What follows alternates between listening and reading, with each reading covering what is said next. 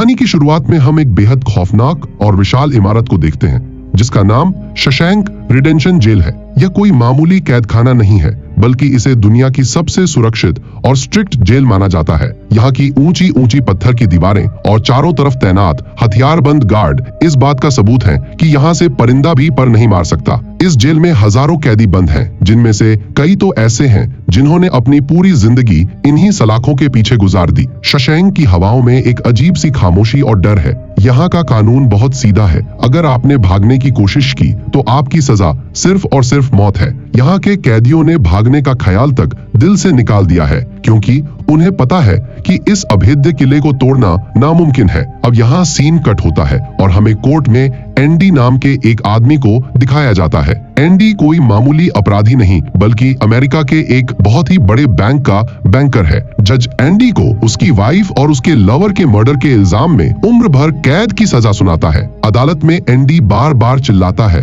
कि मैंने ये मर्डर नहीं किए हैं, मैं बेगुनाह हूँ। पर एंडी के पास खुद को बेगुनाह साबित करने के लिए उस वक्त कोई ठोस सबूत नहीं था, जिस वजह से कोर्ट का जज एंडी को उम्र भर कैद के लिए दुनिया की सबसे सिक्योर जेल शॉशैंक रिडेंशन भेज देता है। एंडी के चेहरे पर एक अजीब सी शांति है, जैसे वह अपनी किस्मत को स्वीकार कर चुका हो, लेकिन उसकी आंखों में अभी भी सच्चाई की एक चमक बाकी थी। एंडी के साथ और भी कई सारे नए कैदी होते हैं, और जब इन कैदियों को जेल के अंदर लाया जाता है, तब जेल के अंदर मौजूद पुराने कैदी आपस में एक अजीब सी शर्त लगाते हैं। शर्त यह थी कि आज रात इन नए आने वाले कैदियों में से सबसे पहले कौन सा कैदी डर के मारे रोएगा। इसके लिए ये लोग एक डिब्बी सिगरेट की शर्त लगाते हैं और बाहर लाइन से खड़े नए कैदियों में से एक एक को चुन लेते हैं। तब रेड नाम का एक कैदी एंडी पर दांव लगाता है, क्योंकि उसे लगता है कि एंडी बहुत ही मासूम है और वह बहुत ही अमीर घर का है, जिसने कभी जीवन में तकलीफ नहीं झेली। इसलिए रेड को पूरा यकीन था कि एंडी आज रात सबसे पहले टूटेगा और रोएगा। इसके बाद सभी कैदियों को उनके छोटे छोटे सेल्स में बंद कर दिया जाता है। रात गहराते ही पुराने कैदी नए कैदियों पर बुरी तरह चिल्लाने लगते हैं, ताकि उनमें से कोई डर जाए। और ऐसा ही होता है। एक नया कैदी फूट फूट कर रोने लगता है और चिल्लाता है कि मुझे घर जाना है। तब वहां गार्ड्स आते हैं और उसे खामोश रहने को कहते हैं, लेकिन जब वह नहीं मानता तो गार्ड उसे सेल से बाहर निकालकर इतना पीटते हैं कि वह बेहोश हो जाता है। दूसरी तरफ रेड अपनी शर्त हार जाता है, क्योंकि एंडी पूरी रात बिना एक शब्द बोले शांति से बैठा रहता है। रेड समझ जाता है कि एंडी बहुत ही स्ट्रांग है। अगले दिन रेड अपने साथी को सिगरेट का डिब्बा दे देता है। तभी हम एंडी को अकेले चुपचाप ब्रेकफास्ट करते देखते हैं।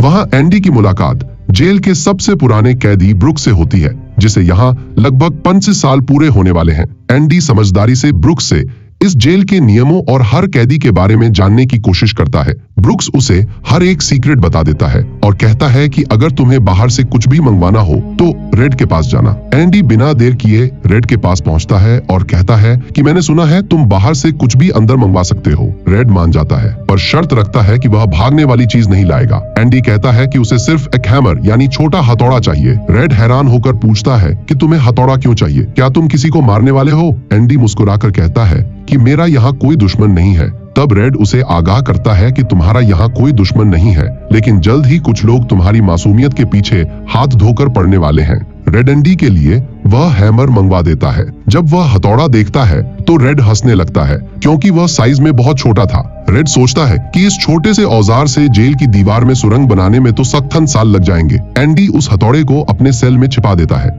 इसी बीच एंडी को कुछ कैदी मिलकर बहुत परेशान करते हैं और उसे शारीरिक और मानसिक तौर पर प्रताड़ित करते हैं। यह सिलसिला करीब 2 साल तक चलता है, पर एंडी अंदर से नहीं टूटता।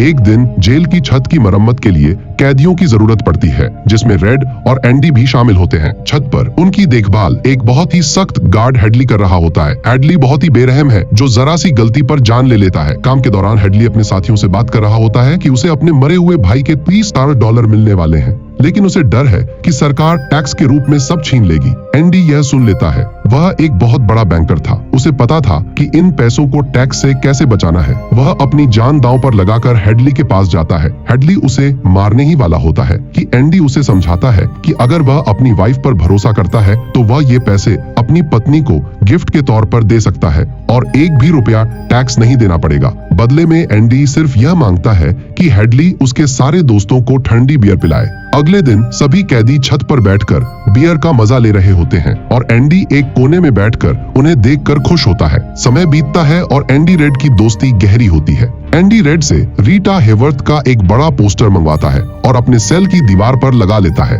एक बार वह उन 3 कैदियों से मुकाबला करता है जो उसे परेशान करते थे, जिसकी वजह से उसे अस्पताल जाना पड़ता है। लेकिन इस बार गार्ड हैडली एंडी का एहसान मानकर उन गुंडों को इतना मारता है कि वे हमेशा के लिए लाचार हो जाते हैं। जेल का वार्डन भी एंडी की बुद्धिमानी को भांप लेता है और उसे लाइब्रेरी का इंचार्ज बना देता है ताकि एंडी उसके काले धन को सफेद करने में मदद कर सके। एंडी वार्डन के सारे टैक्स और अवैध पैसों का हिसाब रखने लगता है।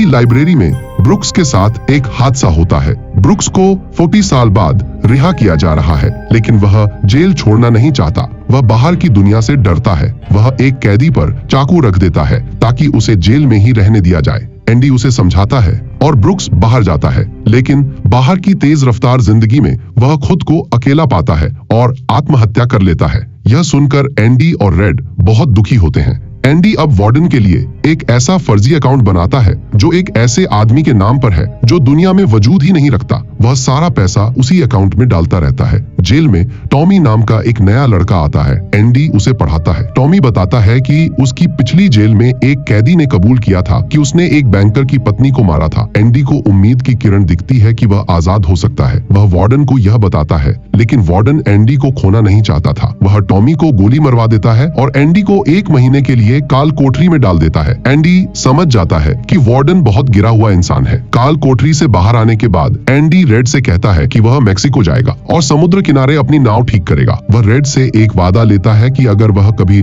रिहा हुआ तो एक खास जगह जाकर उस पत्थर के नीचे रखे बॉक्स को जरूर देखे। उस रात एंडी अपने सेल में जाता है और वार्डन के सारे जरूरी कागजात और अपने पुराने जूते बदल लेता है। सुबह जब गार्ड्स सेल खोलते हैं तो एंडी गायब था। वार्डन पागल हो जाता है। वह रेड को बुलाता है और गुस्से में दीवार पर लगे पोस्टर पर पत्थर मारता है। पत्थर दीवार के पार चला जाता है। पोस्टर के पीछे एक बहुत बड़ी सुरंग थी जिसे एंडी ने दूसरे सालों में उसी छोटी हथौड़ी से बनाया था। एंडी रात के अंधेरे में उस सुरंग से निकला और 15 गज लंबे गंदे नाले के पाइप के अंदर रेंगता हुआ आजाद हो गया। अगली सुबह एंडी बैंक जाता है और उस फर्जी नाम से वार्डन के सारे डॉलर निकाल लेता है। एंडी वार्डन के सारे काले कारनामों के सबूत अखबारों को भेज देता है। जब पुलिस वार्डन को पकड़ने आती है तो वार्डन अपनी तिजोरी खोलता है जहां उसे एंडी की छोड़ी हुई बाइबल मिलती है। बाइबल के अंदर हथौड़ी के आकार का छेद बना हुआ था जिसमें एंडी इतने सालों से उसे छिपाता था। वार्डन हार मानकर